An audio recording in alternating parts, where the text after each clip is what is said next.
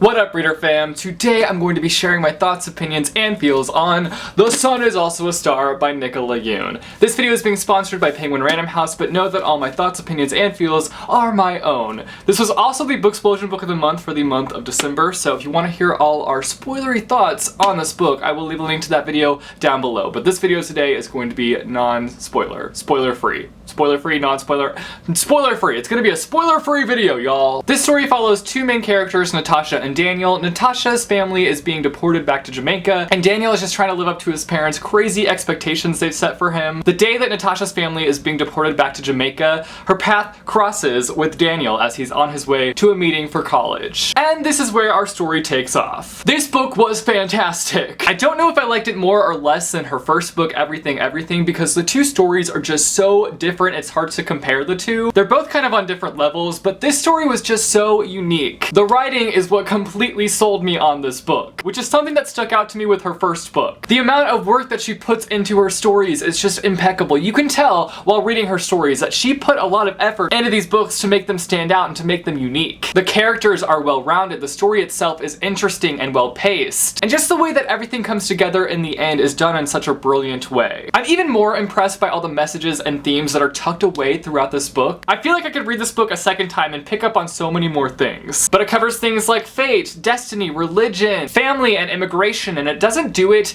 in a in-your-face kind of way, but it's very subtle in how everything is approached. I will say that the one thing that I'm having mixed feelings about with this book was the insta-love. On one hand, I felt like it was written really well, even though it's one of my least favorite tropes. There were times when I could just forget that it was happening, forget that it was taking place, and it felt like a natural and real romance. But then there were times when it was super lovey-dovey and I was like, y'all, ya just met this morning, can ya chill? Something that I loved in this book were all the different perspectives that we see. We obviously have our main two perspectives, Daniel and Natasha, but we also get random different perspectives throughout the story. I'm not gonna say who they're from because I think it's nice to just go in not knowing who those other perspectives are gonna be, but it just added this extra special element to the story, and I think it was a really unique form of storytelling because we're obviously following the adventures of Natasha and Daniel, but then we have these other perspectives, and it takes you deep into those characters. You get to really know them, and they become real people to you. And it was just really interesting because obviously our main characters are going through a lot, but then we have all these side characters who are also facing battles of their own and have their own stories to tell. And it just added so much depth to the story. And I adored our main characters, Natasha and Daniel. Natasha is a Jamaican, and she's a very logical thinker. And then we've got Daniel, who is Korean, and he's kind of just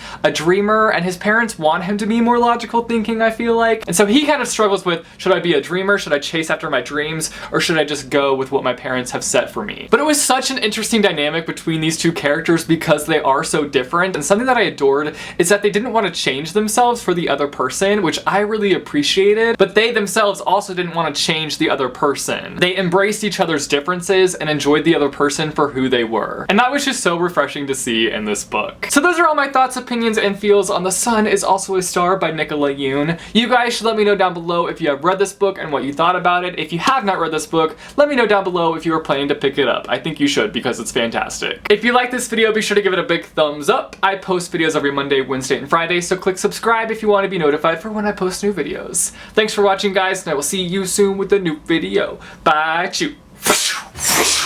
What up, reader fam? Today I'm going to be sharing my thoughts, opinions, and feels on Everything by Nicola Yoon.